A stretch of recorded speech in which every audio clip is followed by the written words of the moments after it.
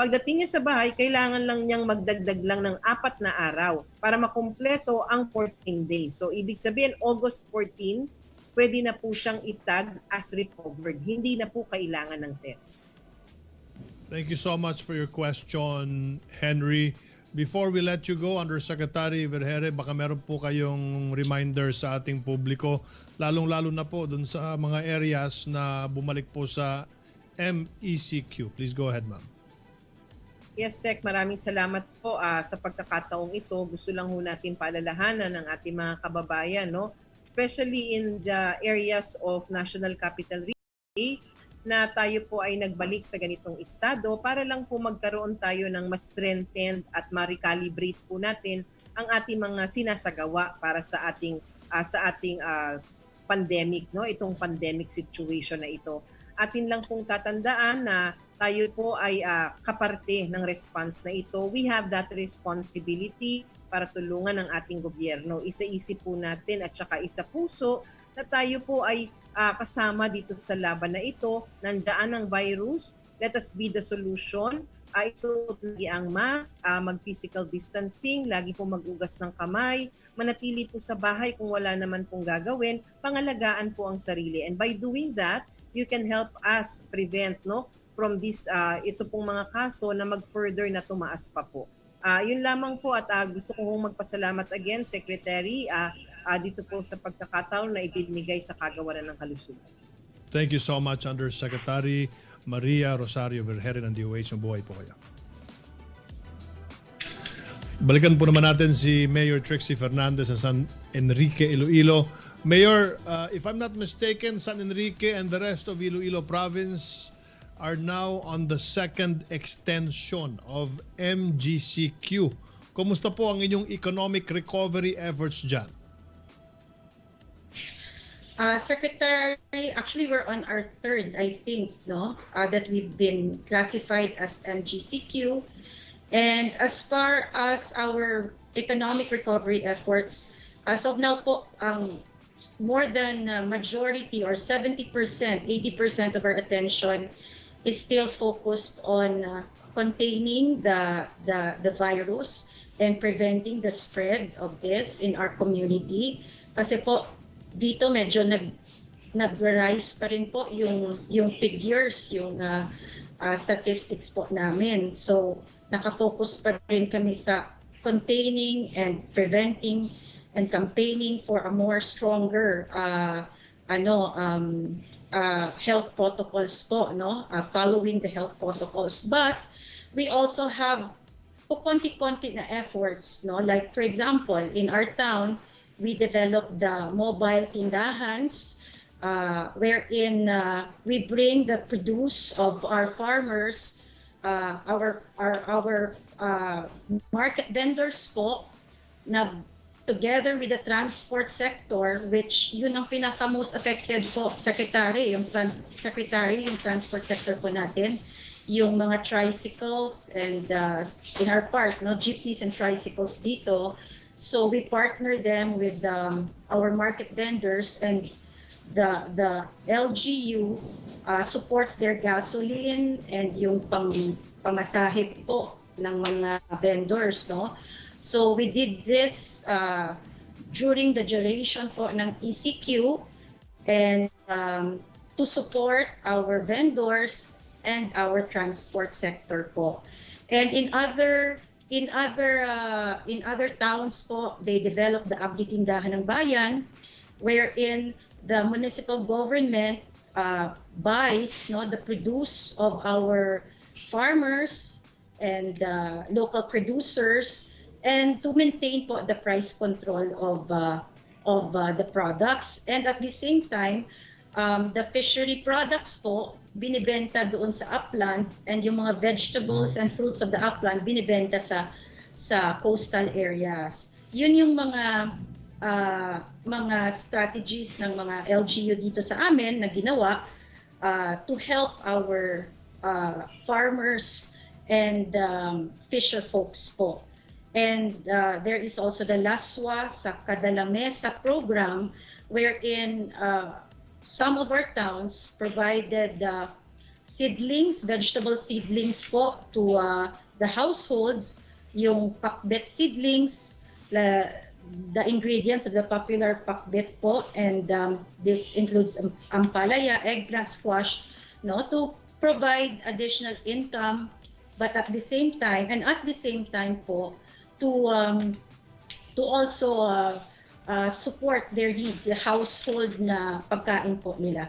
So these are the programs that we develop while we are in ECQ, GCQ status po na ginawa ng mga bayan po namin dito in addressing the economic aspect of the COVID.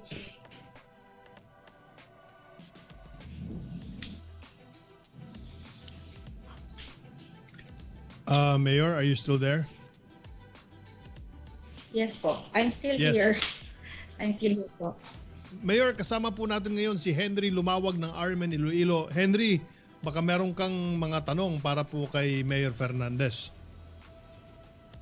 Maraming salamat ulit, Secretary Andonar, sir. No? Mayong aga kay Mayor Trixie Fernandez ng San Enrique, Iloilo. Mayor, sa kabila ng mga pagsisikap na mapigilan ang pagkalat ng COVID dito sa ating lalawigan at sa mga kabayanan natin, marami pa ring mga mayors ang nakikita natin at maituturing na tila may kakulangan, no, sa kanilang mga kampanya kontra COVID. Ano na po so far yung mga naging hakbang ng LMP sa ilalim ng inyong pamumuno, Mayor Trixie, para ma-improve ito or maitama ito yung mga kakulangan na ito, Mayor? Actually, Henry,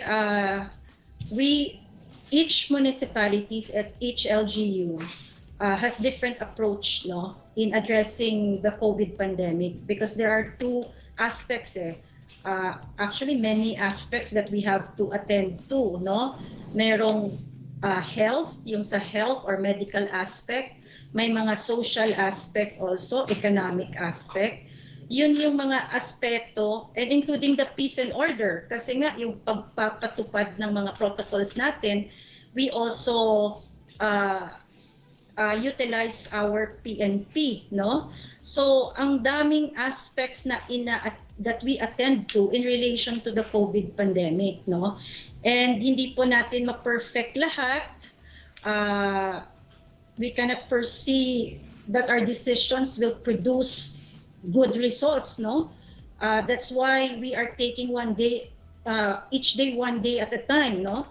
Kasi nga, there are many things that are unprecedented, hindi pa po nangyari sa atin, and we are using, or we are exerting our best efforts, no, to address all aspects of this pandemic.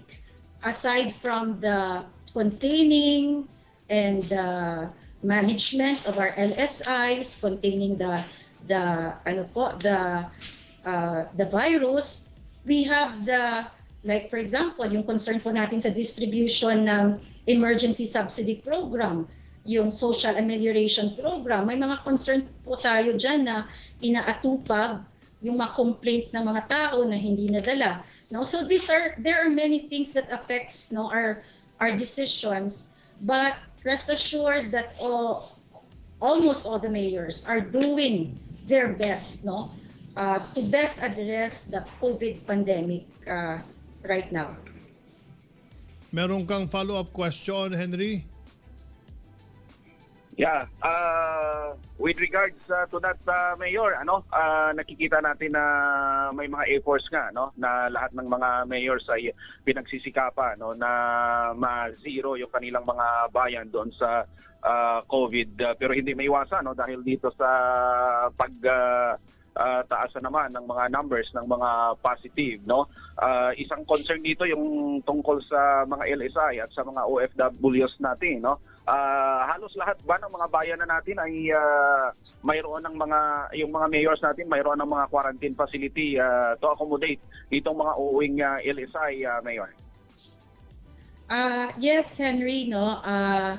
We have all of the LGUs natin, meron na talagang quarantine facilities, no. At most of us use our schools, no, since it is the most convenient. At the same time, wala namang, yung ibang towns, wala namang resorts or hotels, no, that we could accommodate our LSIs. So yung schools talaga yung pinaka equipped, no, na facility that we could put our LSIs, na may mga sariling kwarto, sariling banyo, and they are managed well. As of now, the problem with the incoming LSIs, pag hindi na spacing ng maayos, is we tend to get overwhelmed, no? Na-overwhelm yung mga facilities natin, and that's where the problem comes in. Kasi nga, nako-compromise ang mga health providers natin. They get burned out and exhausted. At the same time, yung mga LSIs natin po nagsisikipan, hindi na ma-manage ng maayos. But we hope that this problem will be solved soon, especially kung ma-fast track po yung testings, no, yung release of testings, so that yung turnover of LSIs natin mas mabilis. So most of the LGUs now have equipped quarantine facilities, comfortable quarantine facilities, and we do our best to take care of our LSIs, provide for their food, provide po ng mga electric fan, beddings, and all their needs pinoprovide po ng LGUs. Mayor, my last question would be for the benefit of those newer to MGCQ. How have San Enrique and other municipalities there been able to get a public cooperation to maintain the health protocols? Baka may ma-share po kayo na tips sa ibang LGUs across the archipelago.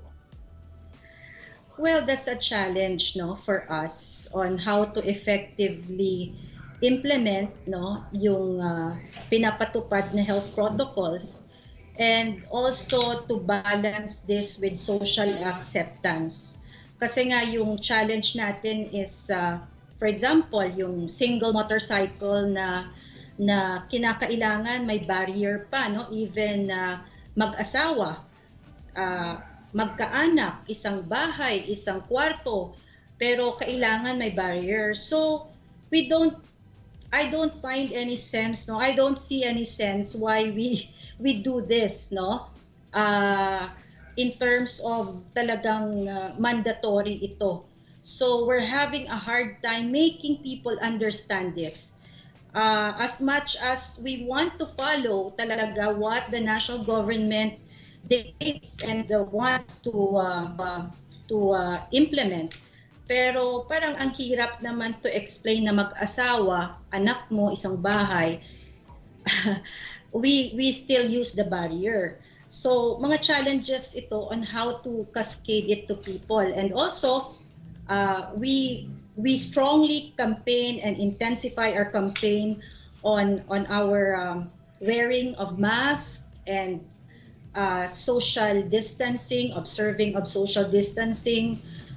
The PNP, the LGU, we all work together, no, to really implement this, although it's very hard, but we do our best to make it people understand. Nag-continuous po yung tawag po namin dito, Ricoreda, yung nag-announce ka using the sound system going around our municipality.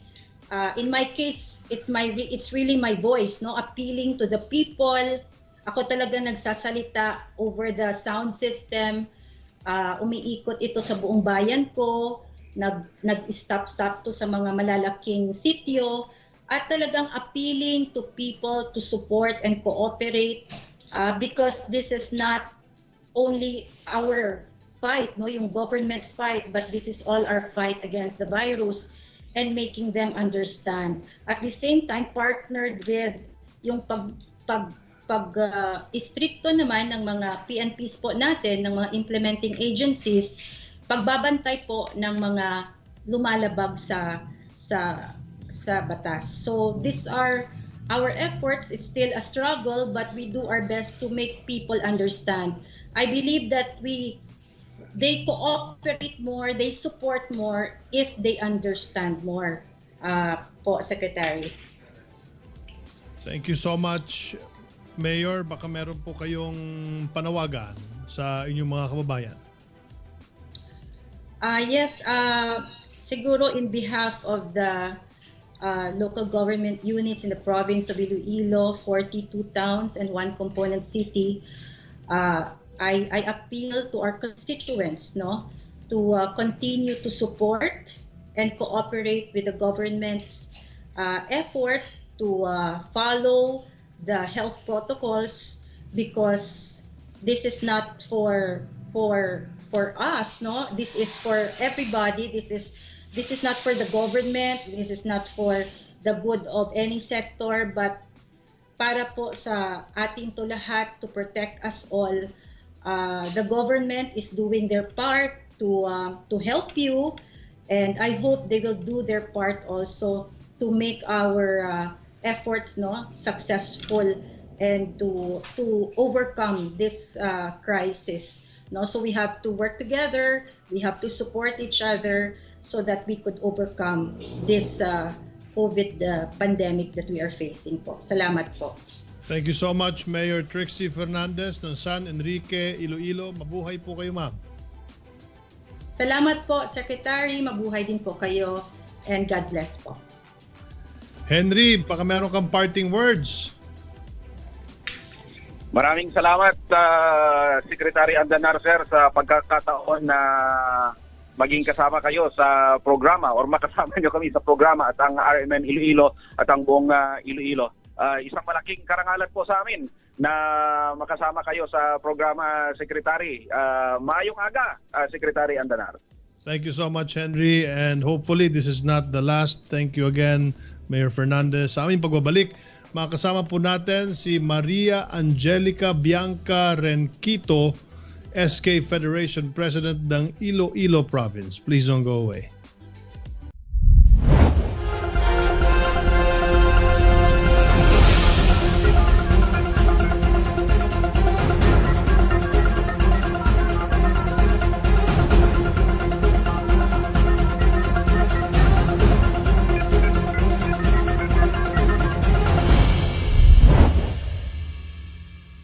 Sa layuning matulungan ang bawat Pilipinong gustong bumalik sa kani-kanilang probinsya para makapagsimula at doon mamuhay ng maayos, inaprubahan ng Pangulong Rodrigo Duterte ang EO 114, Balik Probinsya, Bagong Pag-asa Program or BP2 na agad namang tinangkilik ng ating mga kababayan. Na-issue rin po ng ating Presidente Executive Order number 114.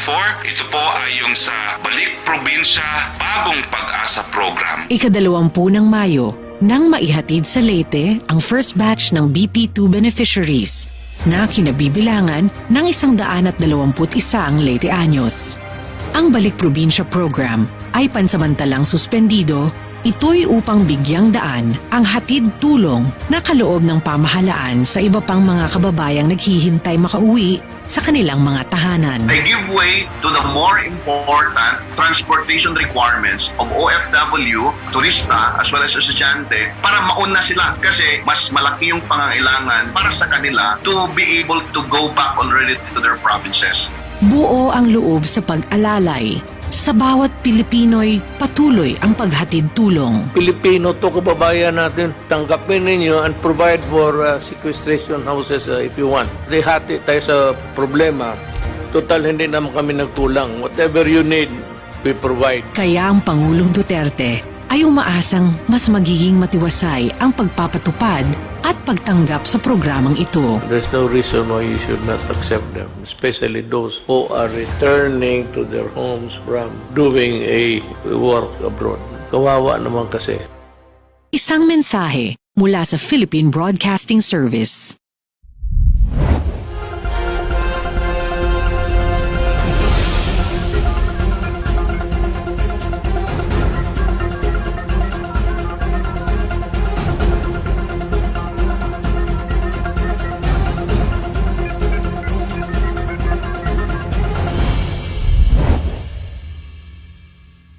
Makakasama na po natin si Maria Angelica Bianca Renquito, SK Federation President ng Iloilo Province.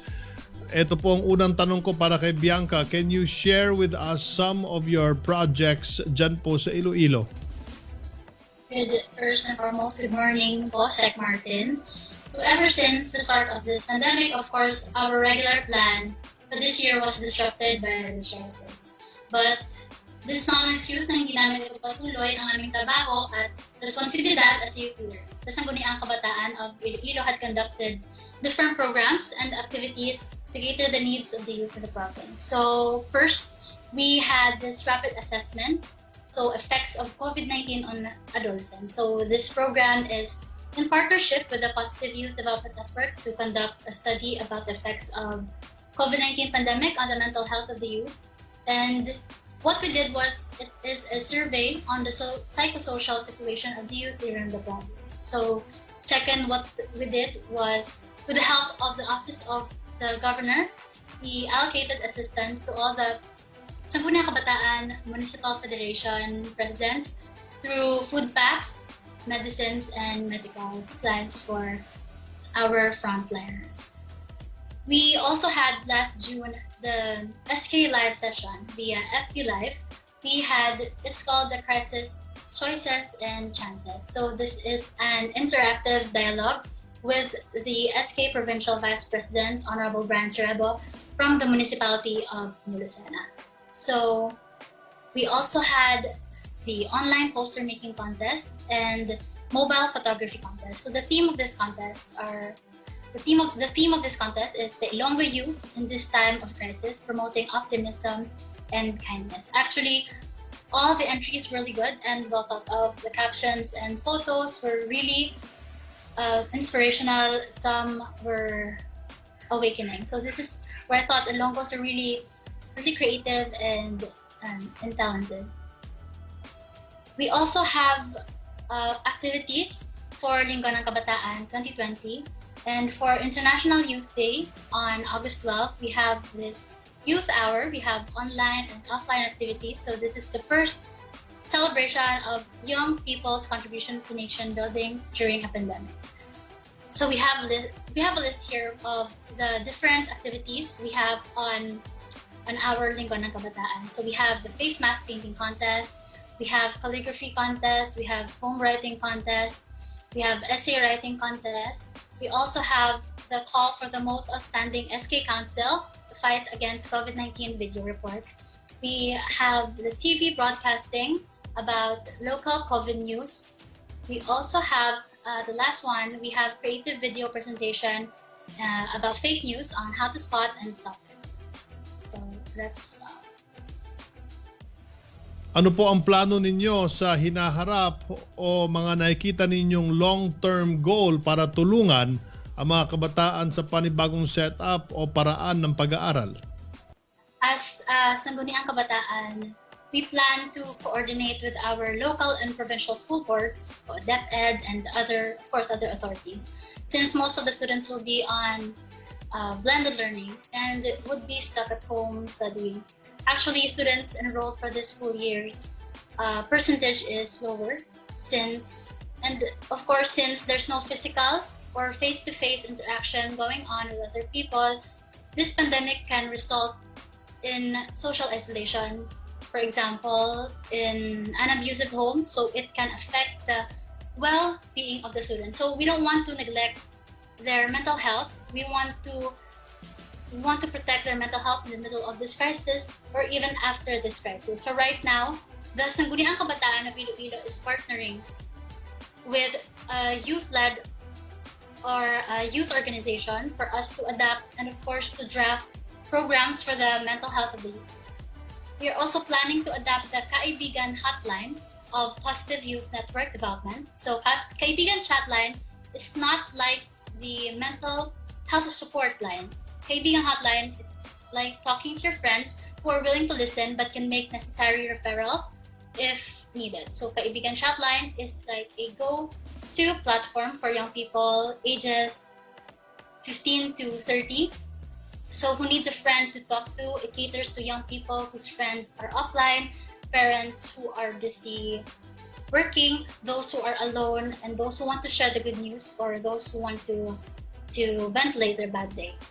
So we also have a plan for our Sangguniang Kabataan officials to have and to conduct a psychosocial first aid orientation and training for the Sangguniang Kabataan. Ano po ang mensahe ninyo, Bianca, sa inyong mga kababayan, lalo na sa mga kabataan dyan sa Iloilo Province? Sa lahat ng kabataan na nakikinig o nanonood, with no cure in sight, huwag natin pabayaan ang ating sarili. Let's all follow the health protocols. Huwag nating kalimutan social distancing, magsuot ng mask, maghugas palagi ng kamay, at sundin ng proper hygiene. So let's all act like we have the virus. Of course, pasalamatan natin at let's put not into waste ang sakripisyo ng ating medical frontliners and let's pray for their safety and their health. Hindi natin alam kung kailan matatapos itong crisis. The COVID-19 pandemic has really changed and will still continue to change. So we need to be able to think differently, to act differently, and to look things differently. So this is a chance for us to invent or to reinvent or recreate a better community. We need to help one another, bring each other up, and we need to continue to be part and to contribute in nation building. So let our voices be heard. Thank you. Thank you very much, Maria Angelica Bianca Renquito, SK Federation President, Iloilo Province. Ang ating susunod po na makakapanayam ngayon o makakasama ang ating sugi na co-host si Asik John G. Gonzales ng Office of the Presidential Advisor for the Visayas. Maayong buntag nimo, Asik John G. Maayong buntag, Sec Martin Andanar. Ito yung balita ko for this August 5, Wednesday. Pangkabuhayan, yan yung panawagan ng karamihan dito sa Visayas, lalo na MGCQ na ang karamihang lugar dito at GCQ na ang Cebu and many of the metro cities of Cebu Province. And because of that, yung DTI, Department of Trade and Industry, Region 7 ay nag-distribute ng negosyo kits to the boat owners from 7 barangays in Moalboal. Ito Moalboal, Sec Martin, is sa southwest of Cebu, kung saan maganda yung dive site doon, no? And all 41 members of the boat owners of Moalboal Island Hopping Association ay magkaroon ng negosyo kit worth 10,000 pesos each. The assistance is expected to help the boat owners to improve their economy of Moalboal since tourism is its major source of livelihood. Itong programa ng DTI, Sec Martin, is sa Pangkabuhayan sa Pagbangon at Ginhawa or PBG program. Is a livelihood seeding and entrepreneurship development program, and it aims to assist yung mga nasalanta sa fire incidents, calamities, or yung health disaster like COVID-19 pandemic.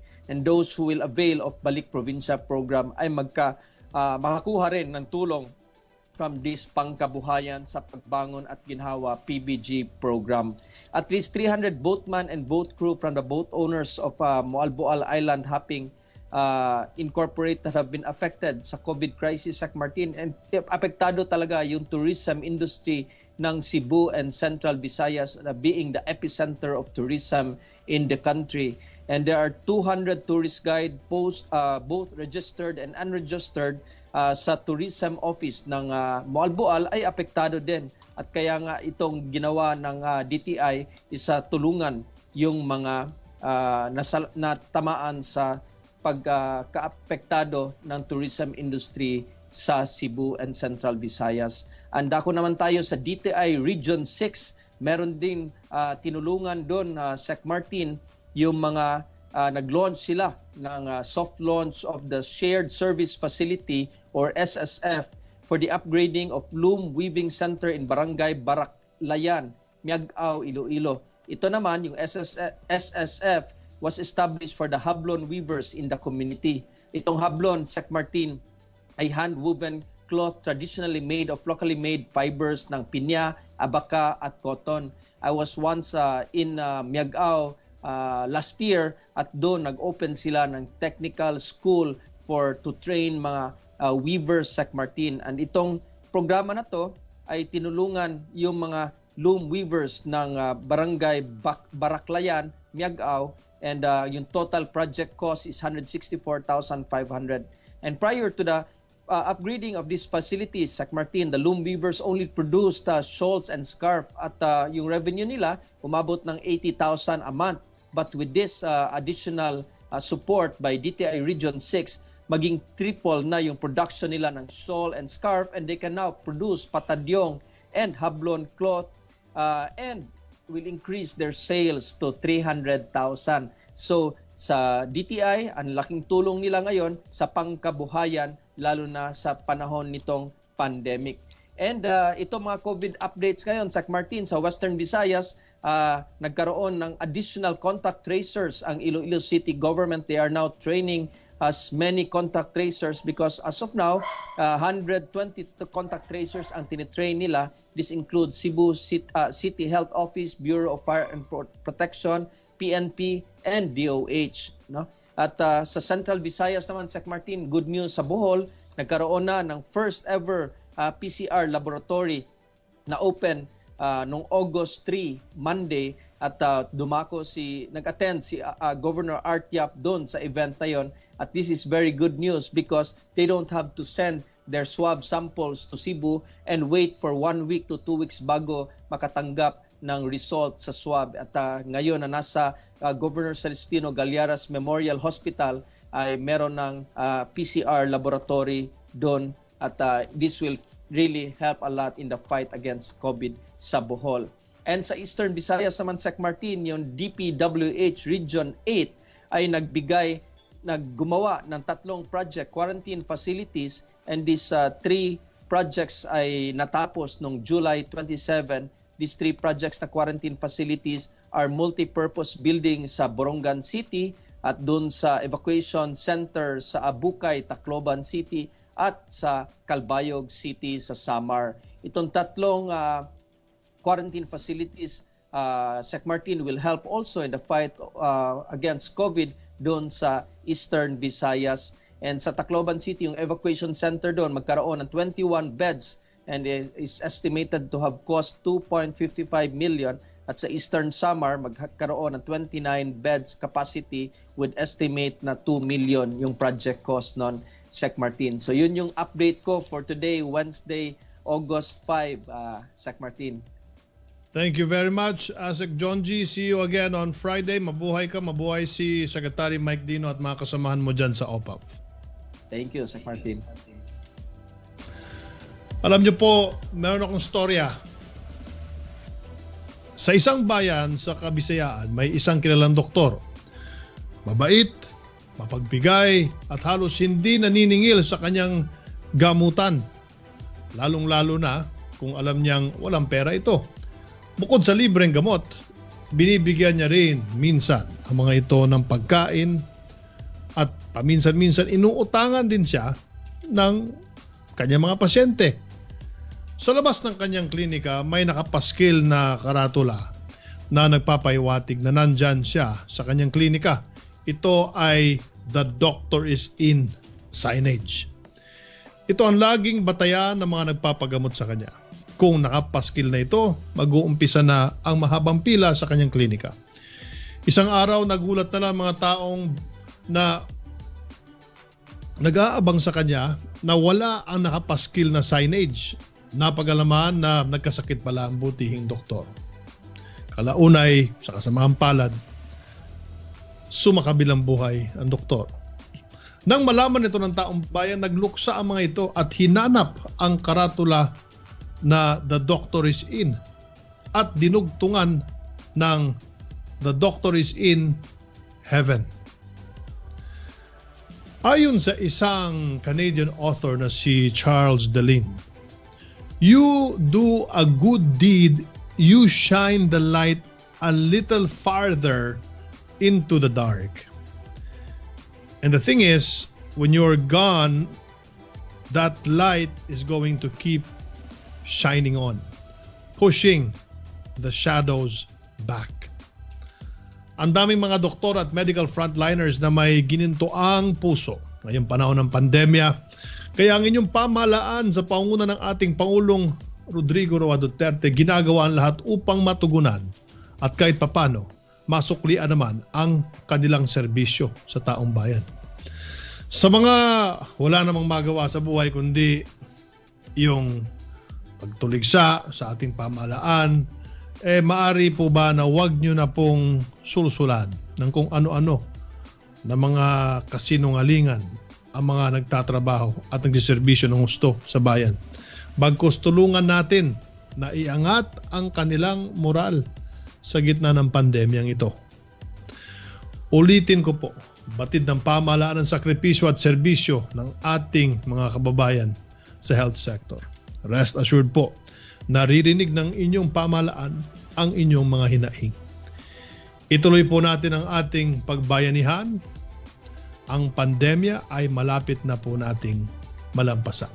Kapit lang, kabayan. Pilipinas, dito po nagtatapos sa Network Briefing News para sa araw na ito.